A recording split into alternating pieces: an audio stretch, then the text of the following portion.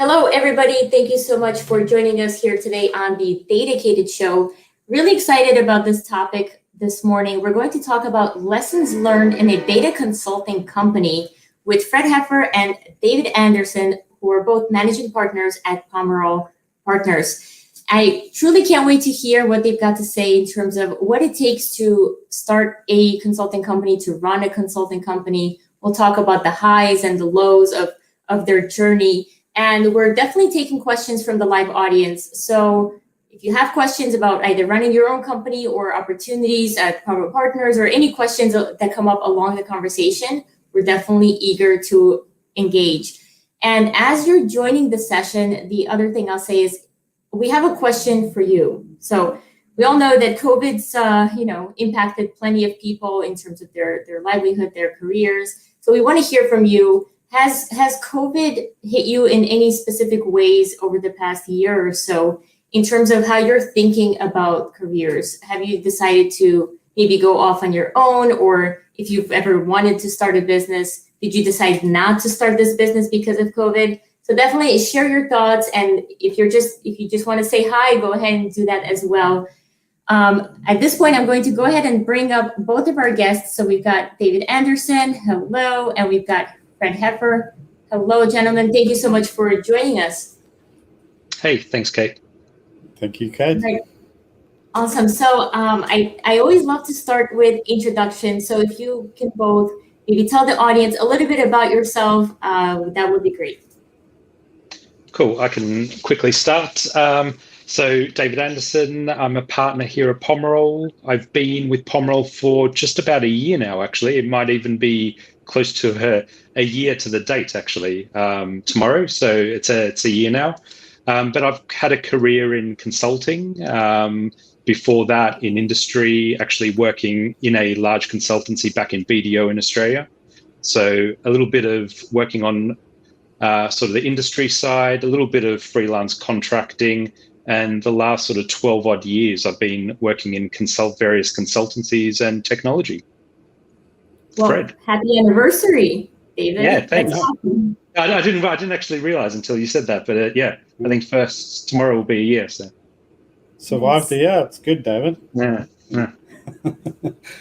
Hi guys. My name is Fred Hefer. I'm a managing partner of Pomerol Partners. I'm one of the co-founders who started the business in London in 2013. My background is finance, so I was born and educated in South Africa, but I came across to the UK. It's probably in 2005. I started working in financial services within finance. I worked at Schroders at asset management, and then I started my career in earnest in investment banking with Deutsche Bank. I started as a product controller and then worked my way up to a finance manager within the prime brokerage and securities lending division. And yeah, that's almost where we started from. But that's my intro, Kate. Awesome. Thank you so much. And really glad to have you here. Just wanted to check in on the comments. So we've got Alberto saying hello, Janine, and George Farragon. Hi, guys. Thank you so much for joining us. If you're joining just now, we're talking about lessons learned in running a data consulting company with Fred and David. Looking forward to hearing all of your insights. And a reminder to the audience that we are taking live questions. So if you got questions, go ahead and ask. We'll try our best to answer as many as possible. So, Fred, you mentioned you were at Deutsche Bank, and I know Deutsche Bank has something to do with how Pomerol Partners got started. So maybe tell us a little bit more about that journey. Yeah, the job at Deutsche Bank as a finance manager was really just crunching the numbers and making sure that the P&L for the businesses that I managed aligned and the balance sheet. That was the primary job. The secondary job was producing management information packs to my traders and my distribution teams. And that's almost where we evolved from, because getting all of the information out of the trading systems and getting it eventually into a PowerPoint format was a big job. We had to get it from the trading systems into Access, run the queries, and into Excel, and then into PowerPoint. And That whole process took a long time. We were exposed to a technology called ClickView back in the day. I picked that up and basically got it down from, I was taking 4.5 days to produce those reports to half a day. And the rest of the time, I was just really looking at the numbers and really being an analyst. And I was asking my stakeholders, why are we trading with these counterparties? Why are we pricing the trades in this way? And that was just a function of being able to get the data into the right places at the right time. So I could spend more time being an analyst. And that's really where we were born from. I was lucky enough to be given a budget to bring in a developer, because I wasn't the world's best developer by any means, but I knew the business pretty well and where to get the data. So a guy named Hamish Imrie joined me at Deutsche Bank. Hamish was a SAP ERP consultant. So we worked really well together. So I was able to translate the business requirements and give him instructions. We went from the finance department to actually working on the desk and working closely with the teams that we were supporting. And as a function of working there, we uncovered funding opportunity cost savings of $3 million annually. Wow. This was just after the financial services crisis, so there weren't many big bonuses and promotions going around. So we had to do something about it. And you either get bitter about it or you do something. And we decided to start our own consulting company. And that's really where we started. So we spun out. We took contracting jobs initially to fund training consultants and looking for that initial first gig. We were lucky enough to find a contract with Bank of America Merrill Lynch, and they're still a client. And from there, things evolved pretty quickly. But I don't want to front run everything, but that was really that's how we started. We always wanted to produce analytics and produce meaningful change, both in a capacity when we were employees, but going into consulting, that transferred onto our clients. Thank you so much for sharing that very inspiring story. So you were able to save them time from 4.5 days, I think you said, to half a day, right? That's already super impressive. And then you basically got to sit back, relax, and look at numbers. That's every data person's dream, where you can automate enough of your work where you can actually sit back and try to make a difference. That's a really cool story. Thank you.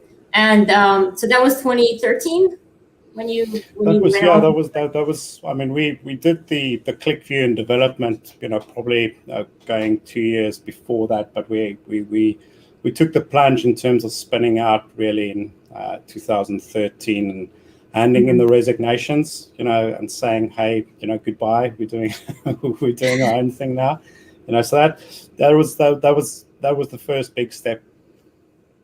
So, question for you, Fred. What were you thinking in that moment? Were you scared taking that first step, giving in your resignation? I was sort of my back was against the wall, Kate, because sometimes you're forced in that position because you working within finance. I mean, I had to look at what my prospects, my career looked like. And at that point in time, working in finance and investment bank was not the ideal place to be, because a lot of the work was being offshored. The lifetime of someone in finance, you really had to go up and aim for the CFO level to get any meaningful change in your personal wealth. So I either had to go over to the front office and work within product development, where there's almost more opportunities to increase the personal wealth, to make it very blunt, or do something on my own. And if we looked at where financial services were and investment banking and probably Deutsche Bank specifically, it made more sense for me to go out on my own. Granted, with the support of Hamish and having another partner, David van Rooyen, help us commercialize the business. So it wasn't solo, which made it a bit easier. But also, if I looked at the opportunity cost of staying where I was, it made sense to jump. Was it easy? No, but we had to do something. Okay, thank you. So 2013, and then fast forward 7 years. It's April 1st, 2020. How did David come into this picture? How did you two meet? We actually met David. That was later that first year. I think it was October, November. We spoke to David. He was working at Climber, and we were really just, finding our feet in terms of networking, understanding what the landscape looked like with regards to other data consultancies, other partners. We had an opportunity. I think it was Deutsche Bank, if I recall correctly, but we were talking about a subcontracting opportunity. Yeah, and that's where I met David for the first time. And then we stayed in touch through various conferences, bumped into each other. I think there was always a mutual respect for capability and what we were doing. And the stars aligned finally for us to start working together in earnest. And yeah, I mean, that happened last year. It was interesting, actually, because we did know. I mean, I think when we first met, you guys were either just about to resign or you had just resigned, and we'd said that we don't know how we were going to work with each other, but we're going to work out a way. I mean, we always knew that somehow this was going to happen. We just didn't know how. We definitely didn't think that it was going to take better part of a decade to happen, but it was, it was always on the card. Very interesting, David. I'd love to hear your perspective of why you decided to join Pomerol last year. Yeah, I mean, firstly, I sort of this is my third go at consultancy, third real attempt. I think I've had a couple of other sort of failure to launches, which I won't count as attempts, but this is my third attempt at sort of trying to really grow a consultancy. And the first one, I think the first real one that we did was also very investment banking, financial sector based. And it was also, it was in the same sort of sector. It was ClickView based, and we had a lot of opportunity. There weren't many players in the market at that time. And, we did very, very well, but we were a very niche player at the time, working in a very niche sector. And, I think we may get into this a bit later on, but we spectacularly failed in the end. We did very, very well for a little while and then very, very badly, as a lot of consultancies do. And so that ended that story. And then my next move was into the same sort of field. It was still in that click world, very European focused, not very capital markets led, but still a great place to be. And we managed to have a lot of success there. But sort of back end, it was almost just over a year ago now, I guess.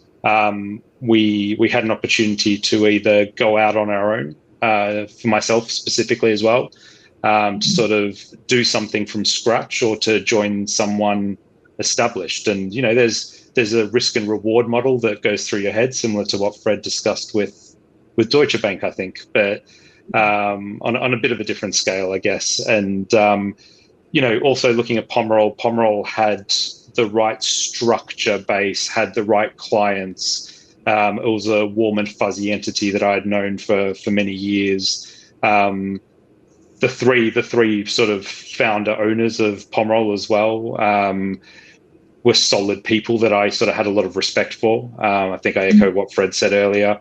And from a lifestyle perspective, a lot of this comes down to that as well. Pomerol had sort of roots in the US, which is very important for me. And, it was the path of least resistance, personal wealth / opportunity. And I think,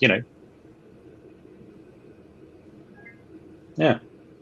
Yeah, sometimes I think you want to take that risk and chance on yourself. And I guess third time's the charm, right, David? This is your third. There won't be, I keep saying this to Fred. There's no fourth. This is either the win, or I'm going to do something completely different. I'm going to go work in a mine in Africa or something very different. There's no more consultancy in my life after this.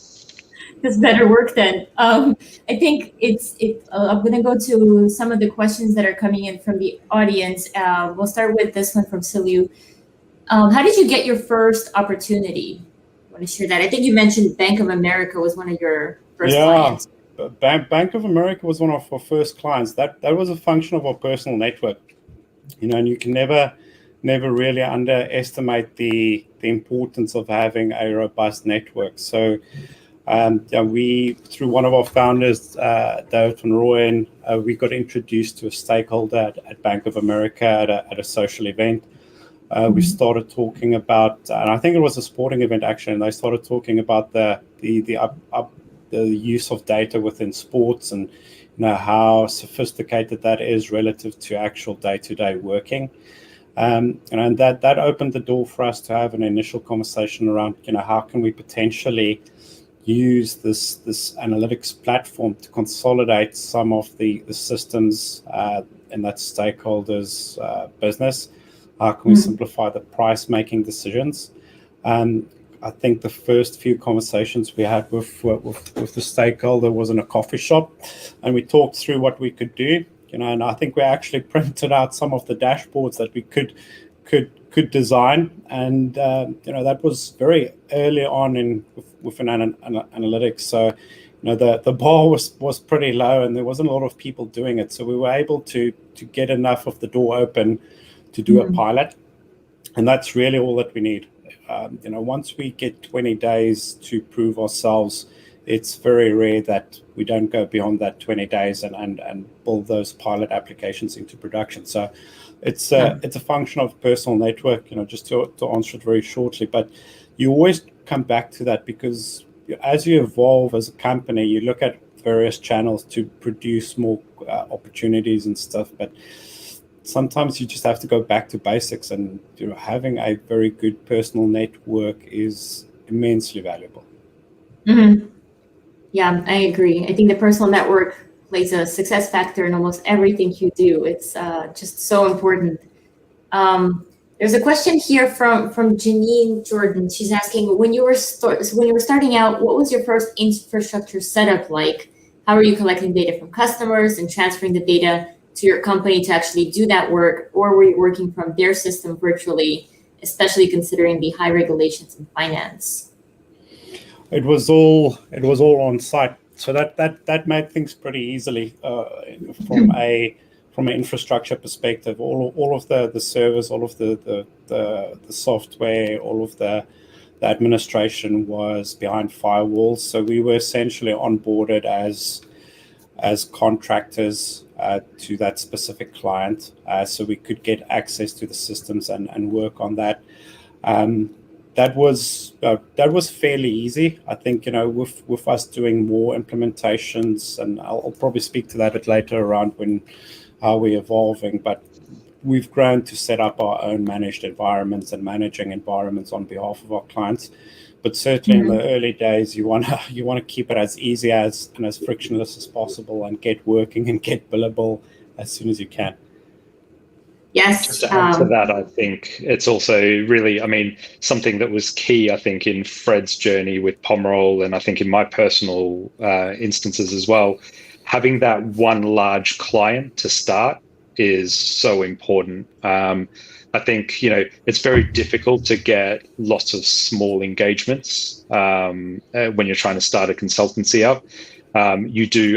Life is so much easier having that one large enterprise client. It's obviously very difficult to get, especially being a startup effectively, but it is so important and makes life so much easier.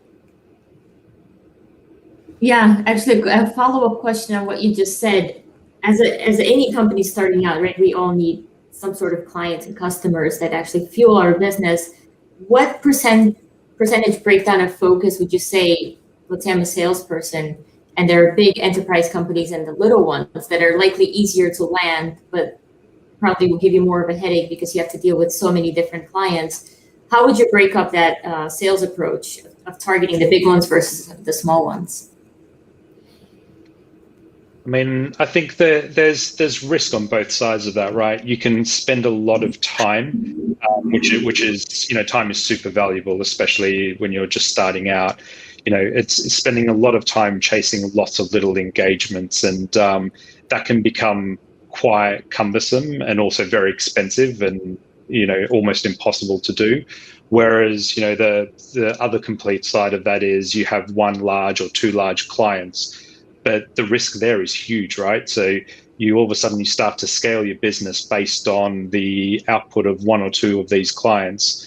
And if something happens there, and it does, I think that's one of the big lessons learned, right? Yeah, a client is not a client forever, necessarily. You know, that's the utopian view, and you know, we all want that, but that's not how life works. So, you know, you have to, I think, in my view anyway, you have to start with these large ones. You have to spend time and effort to get the larger clients, and then you have to diversify, right? You don't really want to have more than, you know, in my view, 70% of your revenue sort of sitting with these top 5-6 clients of yours. Otherwise, the risk is immense, and you know, it's very, very difficult. But yeah, I think initially I would definitely spend my sales activity in that enterprise arena.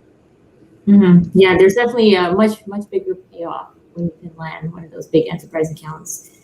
And Fred, you were just, I think, alluding to something I wanted to touch on, was that evolution of Pomerol Partners and kind of how you're changing. I read an article in Business Wire, I believe it was about 2 weeks ago, about how Pomerol Partners is restructuring, and you brought on two new partners. So do you want to talk a little bit about that? Yep, I can start the conversation. So we were initially set up as a limited company in the UK.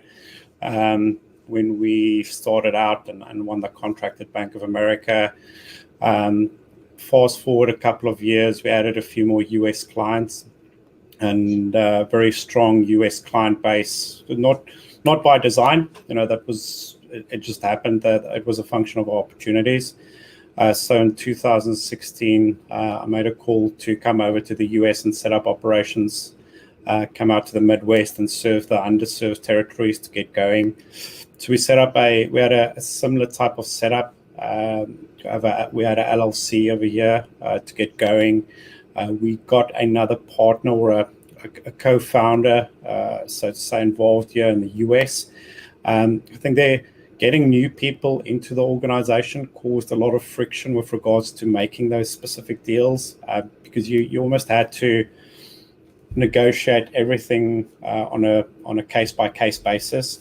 So we were really looking for a mechanism to take the friction out of that process, to show people exactly what they will be getting if they join us and bring their business and their client base over. So the decision to go to a partnership we learned it the hard way by going through a few iterations of challenging is the wrong way to describe it, but by learning by experience through making one-off deals. And then we made the call to move to a partnership through the support of David, and to get him fully fledged on and gear up really our operations to putting it in the hands of the people who drive the business. But yeah, David, I'll probably hand over to you there to elaborate in terms of how that transcends to what we want to do. Yeah, and I think, you know, one of the things coming across to Pomerol, I mean, the good, the bad, and the ugly. I think, you know, Pomerol as a big growth story also suffered from some of the things that I've seen in other consultancies I've been involved in. You know, you have that split that Fred talked about when he went over to the US, and you know, all of a sudden there's a new shiny thing, there's a new territory. A lot of the company focus goes into there, and you grow that, and you start to create these mini silos, right? Regional silos all over the shop. And Pomerol, when I joined, you know, there's an African presence out of South Africa. You had EMEA out of London, and you had obviously Fred and the team out in the US. And, you know, I sort of joined, and you know, you sort of feel like it's one company, but then you get into the nuts and bolts of it, and all of a sudden it's a US client, or it's an EMEA client, and it's an EMEA opportunity, not a US opportunity. And you know, all the alarm bells start going off, and you know, it's typical of these of a startup going through its next phase. And you know, something that I've seen is this regional split or misalignment of interests can lead to huge issues. And I've had that in every one of the companies I've been involved with in the past. And the idea around the partnership was exactly what Fred said. It's about getting everyone on a global scale to have the same interests, same alignment, and the same goals. And I think the important part was when we sat down around the table, everyone, regardless of what territory they were in, everyone had the same goals when it came to growth, when it came to servicing clients, etc. What we needed to do was to get all of our interests aligned. And in a partnership, I think one of the really important things is that you sort of live and die by the sword, right? You all sign the same agreement. There's no founder, director, and there's no secondary sort of person involved. You all sign the same document at the end of the day. So you win or you lose together. And that was really important. And you can see, I mean, we did this back in, I think it was sort of early December. We finally made the transition, although we're talking about it for a while now. And, the cultural change within the partners, within the company itself, has been immense. It's, we're taking on global projects. We're servicing, some US clients purely out of the EMEA region, and we're servicing some EMEA clients purely out of the US. The utopian view is, we're doing this also. We've got lots of clients being serviced out of all 3 continents actually now within Pomerol, which is fantastic to see. And that's the idea. This is what's, in my opinion anyway, is leading to the growth that we're now getting. You've got partners aligned. You don't have these sort of regional barriers anymore, and you just want to bring more people with the same values, same alignment into the picture. So, I mean, this is key for us now. There's so many hours in a day. There's so much work that Fred, myself, the other partners can do, but we need more, right? This is how we're going to grow this machine, is by getting more people like us involved. Yeah, and what I'll add to that is also retaining outstanding talent. So we recently promoted 2 of our employees, Gonzalo Pereira and Scott Duthie, to partner, and in order for them to partake in the equity of the business. And if you want talented people to stay, you have to give them a roadmap to get to that point and to see how they can take their hard work and translate that into personal and family wealth. We also see this as a vehicle to attract the right type of talent, the right type of people to expand into new territories and potentially into new areas and new functions. I think that's very key. It's also looking after the people that helped you grow this business. Because what we often see in a lot of our competitors is there'll be a hierarchy of ownership, and that the talented people will go up to a certain level and they won't partake in a slice of the pie. And we wanted to change that. We wanted to make sure that we keep on growing, we incentivize the right people in the right way, and now we can start attracting the right people if they want to grow over and beyond what they've done before. Amazing. I think one thing you mentioned was attracting and retaining the right talent. I think this is even more difficult than early on trying to land your first enterprise client, is making sure you have the right people with you on that journey and incentivizing them properly to excite them to stay on that journey. So congratulations to Scott and Gonzalo for joining and becoming partners. I noticed that you made this change during COVID, and we do have a question here about maybe some challenges that you might have faced or opportunities during these COVID times. Is there any correlation here at all? Did COVID help accelerate make this to make this decision? I think in a way we were going to do this regardless of COVID. This was always the plan. I think when I spoke to Fred and the team, a year ago now, it was always on the cards because there was a sort of growth that the guys wanted to achieve. And they knew that they needed to do this by changing the model fundamentally from the 3 owner founders that originally started the business. So it was always on the cards. I think COVID gave us a lot of time to think about what is optimal and what's important. And I think so in a way, I wouldn't say that COVID made that change, but it definitely influenced the way that we went about the change. Mm-hmm. Yeah. I don't know what Fred thinks. Yeah, I'll definitely say it helped accelerate the change because we really had to focus back on the basics.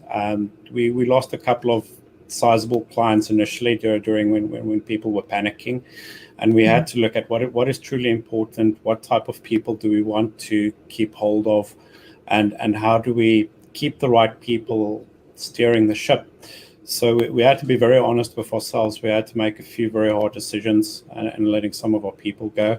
And that was a function of reestablishing and rebuilding the foundation into a partnership. So sometimes you have these economic crises and stuff, but if you can weather the storm, if you can shape up very quickly, and if you can change, it sets you up for the next trajectory. So I wouldn't say we're out of the tunnel yet, but we've made some significant strides in changing our business and gearing for the future growth phases.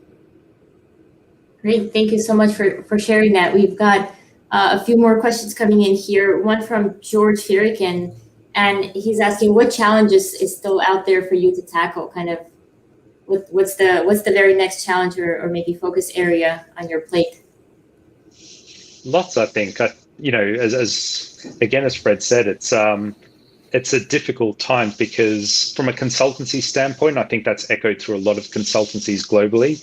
COVID sort of had a very bad impact very early on last year, and then things started to pick up. And I know from Pomerol perspective, we've had a sort of great end to the year, a really great start to 21. And everyone, you talk to clients and it's the same thought process. When is the big explosion? When are we really going to see the bottom of the dip? And so we're all waiting for the impending doom, which hasn't quite come yet, which is good, and it may never come. But I think that's sort of a macro challenge. I think from a Pomerol perspective, the challenge now is we've got the structure in place, we've got everyone aligned. It's now actually executing it. It's not that difficult to get some paperwork in place and to restructure, and you can do that endlessly. But it's important to actually be able to capitalize on that. And we've got each partner. That the good story is we've got new partners on board. We're growing. It's all very exciting. But the proof is sort of in the pudding now, right? We have to, as each partner in the business and all the teams under each of the partners, we have to execute. We have to actually make sure that we fulfill our part of the partnership. So I can't have Fred or Scott or anyone else sort of doing the lion's share of the work and me just riding on their success. You have this duty of care to each other. And I think because you're so invested in this and you're so, you're Fred's performance directly, sort of looks at my life, my lifestyle, the hours I work, my personal wealth. We're so entwined together that, we have to make sure that we're all pulling our weight. And, I think that's the big challenge for 21 and on. The fact is that the obstacles never go away. There's always obstacles to traverse, but we do divide them into good problems and bad problems. At the moment, we're experiencing good problems. It's finding the right type of people at the right time for the right engagements. It's making sure you take not making sure, because you do make mistakes, but chasing the right marketing campaign for a certain product that you want to promote. It's those types of challenges where it's good problems to have. That changes. Sometimes, like this time last year, we were facing very bad problems in terms of people not knowing, how are we going to deal with reduced hours on this client? How are we going to deal with this setup? But yeah, there's problems are good. You just need to put them in the right buckets and make sure it's good problems that you deal with. But that's also a function of changing the structure so that you can look at the better problems to deal with. And bad problems arise when you don't tell enough. It's probably one thing we haven't really touched on is the importance of the sales process, the importance of salespeople in a data consultancy. When I thought of salespeople when I started this journey, it was very fuzzy. I didn't really have a lot of interaction knowing what does a salesperson do over and above going out for drinks. That was very, very, very immature. But as you start to sell yourself internally, when I was at Deutsche Bank and when I started to sell my services as an independent contractor, and when I started selling consulting services on behalf of Pomerol and for Pomerol, you you know that you've seen the tip of the iceberg. As you go from selling services to selling product to developing product, your appreciation for the process and the detail and the skill of a good salesperson, it increases exponentially. So that's probably one of the things I'd call out is it's always a constant. Sales is a constant challenge. If you don't get it right, you deal with bad problems, and yeah, it's not good. It's not good, but bad problems really help you test your partnerships, right? That's getting through the tough times is what you tend to come out stronger. But I agree, good problems are better than bad problems. And Ravi likes that you said obstacles never go away. Fantastic attitude, right problems and wrong problems. He loves your perspective, and he's also talking about salespeople. Does Pomerol have hiring plans in the future? Absolutely, is the short answer. So I mean that's really at the crux of the partnership. Is now we're set up to grow by bringing on partners. We're also set up to buy out consultancies and leverage and bring them into the partnership. So the short answer is yes. We're always looking for good people that'll raise the average of our quality of service currently. And we're expanding and optimizing that continuously. And that's Fred's good problems, right? When he talks about good problems, what he says is the underlying message there is that lots of work, not enough people. So these are the good problems. So yes, we're definitely. I think we're hiring at the moment in EMEA, in Portugal. There's a couple of new starters, and I know there's been a new starter in the US very recently. So lots to come. Great. And where can people learn more about those opportunities? Is it on the Pomerol website? Yeah, I think we'll be pushing stuff through LinkedIn. But if anyone has anything more specific, Fred and I are always there on LinkedIn. Drop us a line. Yeah, following our LinkedIn page is a good starting point. So when we have specific vacancies we want to fill, we'll promote them there.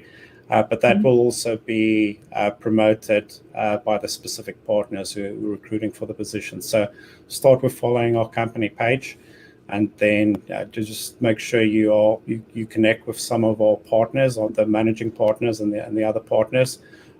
Job postings will come through. Great, thank you. So you both have mentioned Click at least a couple of times now, and I wanted to touch on, since you work closely with Click and you're listed as one of their elite solution providers, can you talk a little bit more about that relationship and basically how do you go to market together and serve clients? Yep, no, I can feel that one. So we started our relationship with Click when we started, and when we started, all we wanted to do is we just wanted to do services. We just wanted to implement ClickView, and we just wanted to see our clients make more money or save money, and that's all that we wanted to do. I think at that stage of where the product was, it was almost selling it itself. So it was very, very easy to find opportunities from a services perspective. You basically just had to prove that you're competent, you've delivered a few solutions, and you'd get services work.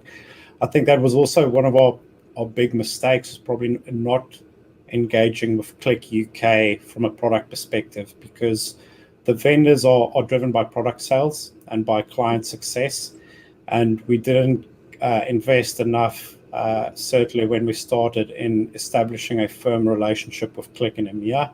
And that was a mistake. I think we realized the mistake when we actually came over to the US, because when I arrived in the US, I didn't really have a massive personal network. So I needed to find a way to generate leads and opportunities. And the path that we chose was we approached Click, and they said, well, it's simple. If you guys start selling software, you get the services that are related to that. So we had to evolve from just being an implementation partner to being a value-added reseller. That was challenging. That was being able to sell your services versus being able to sell the software is different. So we had to employ salespeople. We had to set up lead generation focused towards software. We had to really up our game on our own CRM management and our commitment to CRM. And we eventually graduated from that program in 2019 by becoming a elite reseller of Click, a elite solution partner. But that was a function of a lot of hard work, a lot of input from John Fitzgerald, who's one of the partners in the US. So he used to work for Analytics 8. So he brought a wealth of experience over to us and setting us up with the right processes, the right structure, the right salespeople to get the ball rolling. We've then basically taken another step forward in our evolution with our Click partnership. We've started developing proprietary software. So we've developed a extension called the Writeback extension that allows data entry within ClickSense. So if you're in an analytics dashboard and you want to update data, we've got a mechanism that can allow you to write to a data source and refresh your data instantaneously. So that solves a lot of the dependencies people have on Microsoft Excel. A lot of use cases. But yeah, that's gonna pivot us to also having a technology partnership with Click for that product in its own right. But the lessons we learned by becoming a solution provider was fundamental. I mean, I had to change personally as well. I had to understand how this works and being able to appreciate what a good salesperson does and what a bad salesperson does and how to recognize the difference. And we were in that process now of taking the lessons that we've learned in the US and pushing it back and getting the guys with David's support and EMEA to adopt that and to accelerate it and work closely with our partners in EMEA. Very nice. Yeah, that ClickSense Writeback extension that you mentioned, I'm already thinking that probably one of your popular use cases would be around forecasting. And I'm assuming a lot of your clients used something like this during the COVID times when all of their forecasts kind of went and they had to reforecast, and being able to input those the numbers and update the data directly in your analytics dashboard seems a lot more straightforward to look at the impact and such versus going to the spreadsheet and changing numbers for impact. There's a lot of interesting use cases, but I mean the short answer is yes. I mean last year March, all sales forecasts and budgets were thrown out of the window, and people had to change very quickly, and those budgets and forecasts changed on a daily, if not weekly basis. So having a mechanism to do tactical changes that quickly is a prime use case. I don't want to divert too much, but I mean some of the other stuff that we're doing with the extension now is within client experience management, facilitating surveys, getting feedback from people who consume our dashboards to understand why are they using it or why are they not using it. Is it a function of user experience? Is it a function of enablement? Is it a function of trust? So being able to capture data whilst people are consuming analytics and putting a score on their experience is invaluable, because that data is actually forecasting your future consumption. So very interesting, not a use case that we saw coming up when we started that journey with a leading US investment bank. But again, as a consultancy, you're a function of your opportunities. And luckily we did the networking to be introduced to that US investment bank who was open to doing a beta development with us. And now that's taken us onto a path with a technology partnership. Great. And you mentioned salespeople and how you appreciate them more. So question here from Alberto, and he's asking about common strategies for C-level buy-in during COVID times, or let's just say uncertain times for data projects, right? Because you really have to have the right skills as a salesperson to get that message across. So do you have some tips to share on this topic? I think to Alberto's question, I think actually it's not as difficult as you would think during COVID. I think during these times, it's data was so important over the last 12 months. I think it's had such a highlight in different ways through business, through the way people are consuming general COVID statistics and numbers just in their personal life. Data has just become ultra important, and data literacy has become even more important.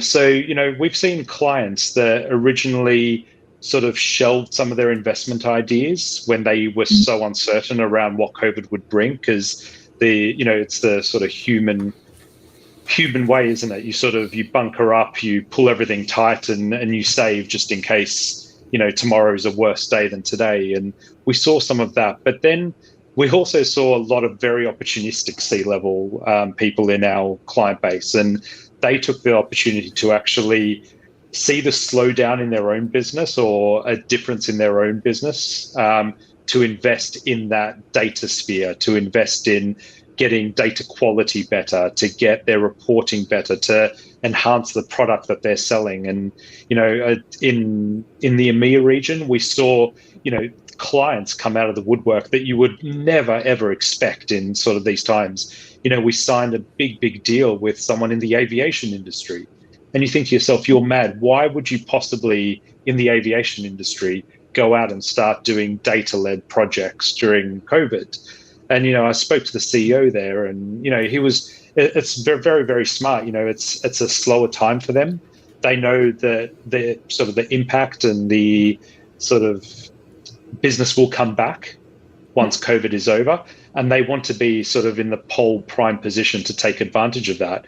And they know that by making sure that their data strategy is aligned and ready for that, for the end of COVID, they would be able to take that market on and sort of lead.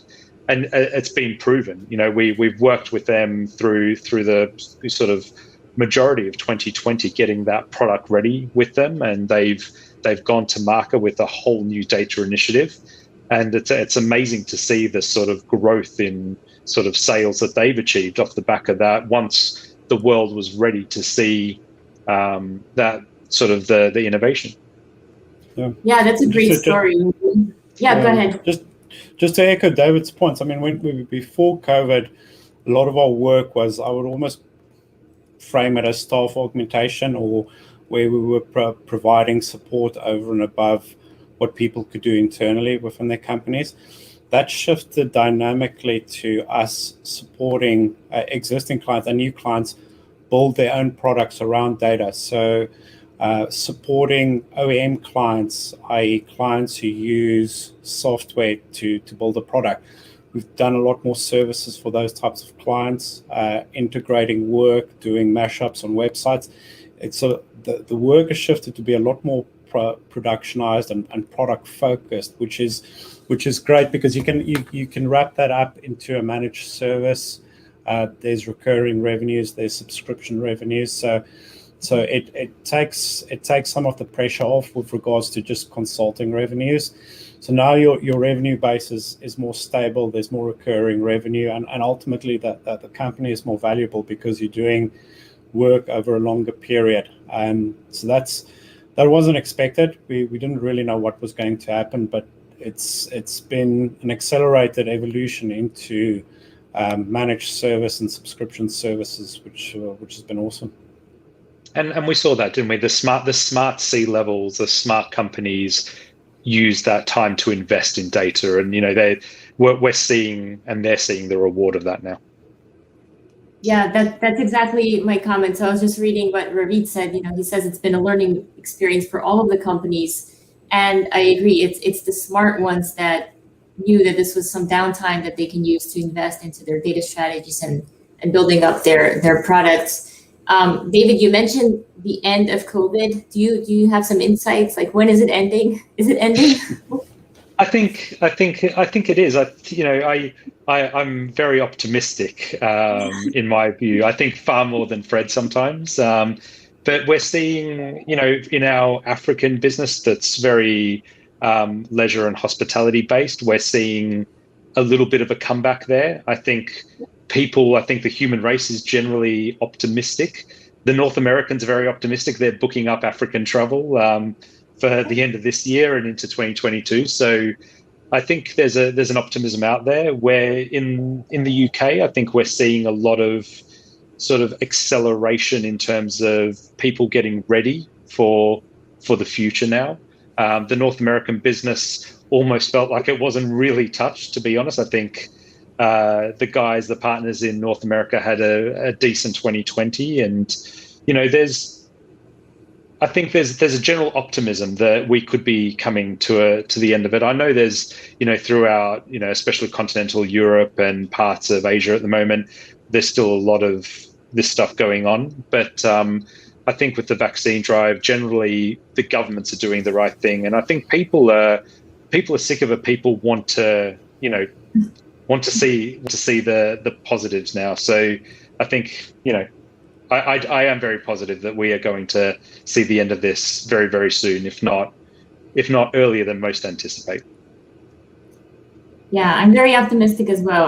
Every month I'm like, okay, just one more month. So it's been too many months, but yes, I love that you're still optimistic. Question here from a LinkedIn user to Fred. You mentioned the write back use cases. Is there a place that people go and learn a bit more about these use cases? Yeah, we've got a website dedicated to the write back. It's writeback.pomerolpartners.com. So that's a dedicated site to it. You will be able to find links to it also on our main website, our European website, and our US website. Just follow the link to the Pomerol write back extension. We're actually in the process of a big update, and hopefully we can bring some light to that, and some of the new use cases can surface that very shortly in the next few weeks. So please stay tuned. It's a lot of big updates coming on that front, and yeah, it's a very exciting initiative because it supports a lot of the work that we do, both from a services perspective, because we can build more intelligent solutions for our clients by incorporating those workflows. It also helps us sell software because we can bundle in the extension and make the software more value add if someone's looking at new software. So there's a lot of mutual interest that are served with that extension, and a lot of value that can be gained through the right applications. Okay, great. So right back at Pomerol.com, right, or PomerolPartners.com. Yeah, writeback.pomerolpartners.com, and there's also links on our website. Yes, and definitely follow the Pomerol Partners company page, because I know you post a lot of all your cool updates on your company page on LinkedIn. Yep. Great. Going to my personal next question to you both. Let's say I want to start a data consulting company, or somebody in the audience wants to start their own data consulting company. What advice would you have for them? Oof. Don't. That's not a good start. I wouldn't say that at all.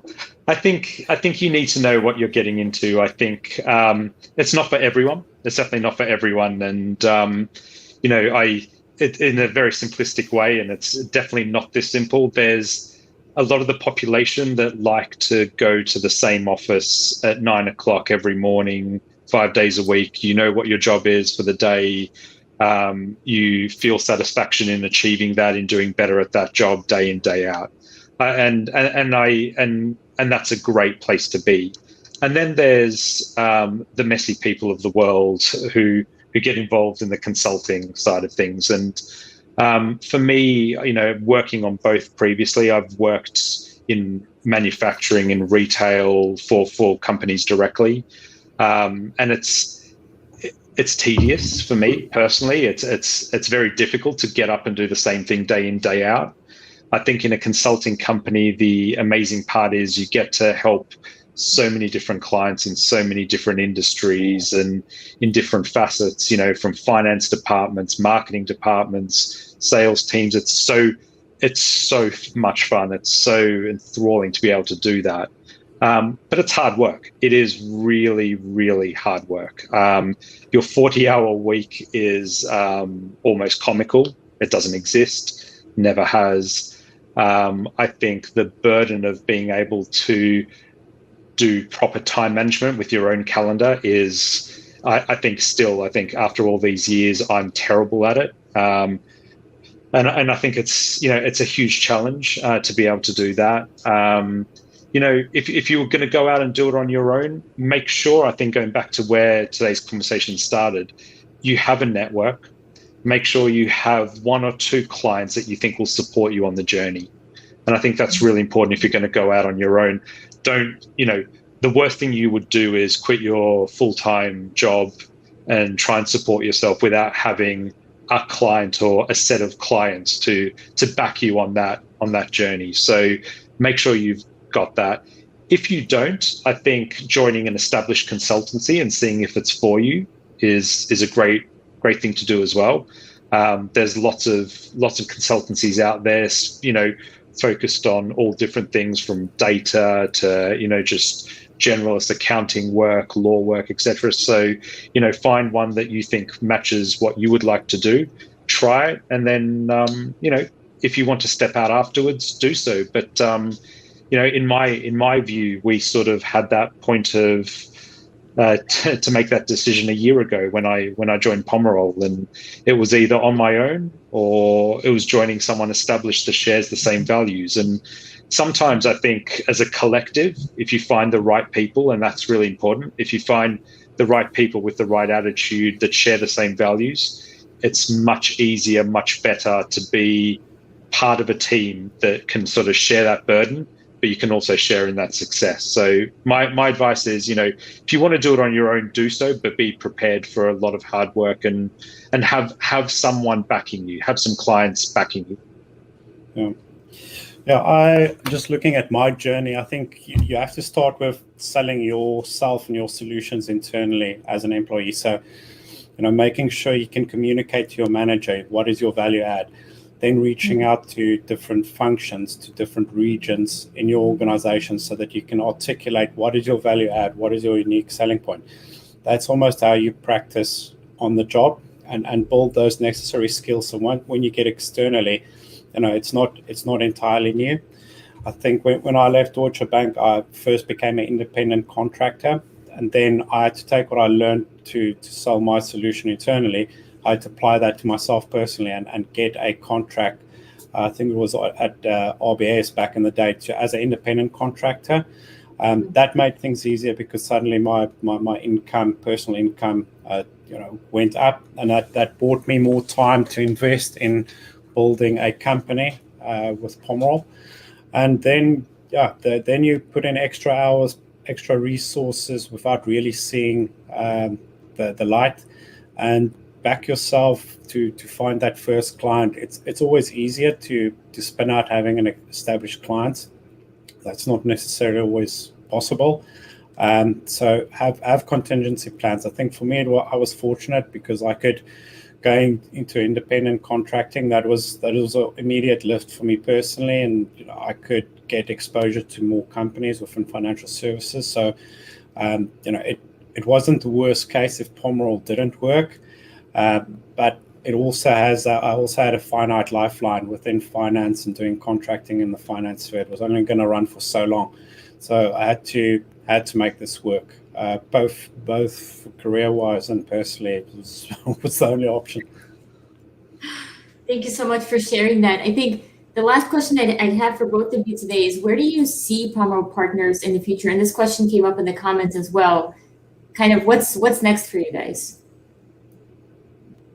I think we're in a very good position in terms of growth at the moment. So again, we're very fortunate. We've had a little bit of growth in EMEA, and we've managed to open up another office in Portugal early this year. So I think we're going to start more and more seeing the sort of territory expansion.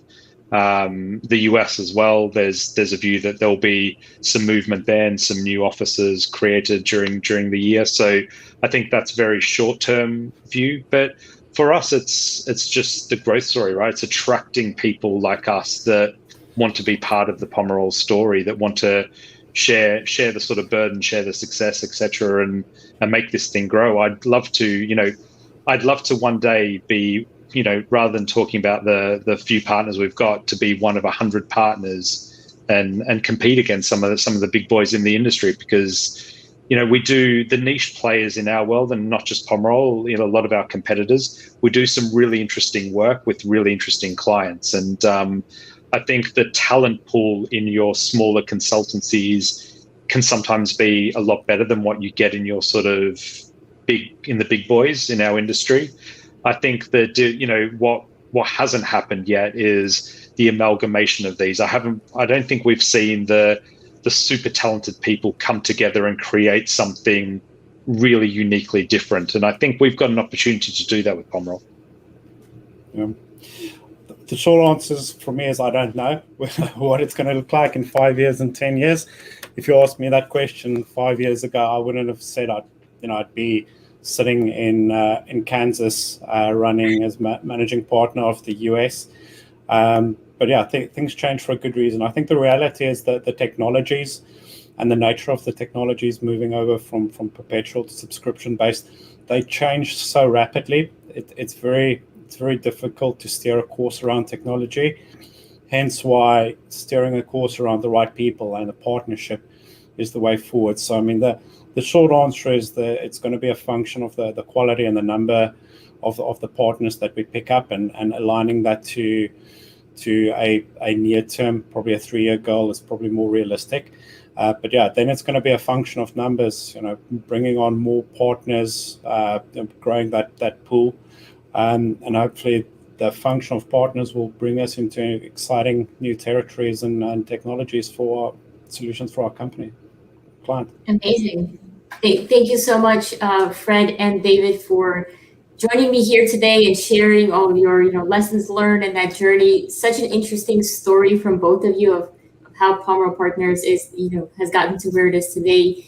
Lastly, I also want to thank the live audience that joined us for all your comments and questions. Really helps to make this conversation more engaging, especially when we can answer some of your questions for you. So thank you again for your time, and the session is recorded so you can watch it again if you wanted to get some more insights. Alberto saying thank you so much for the insights here and lessons learned, Fred and David. So thank you again so much, and I hope you have a good rest of your day. Cool. Thank you, Kate. Thanks, guys. Thank you, everyone.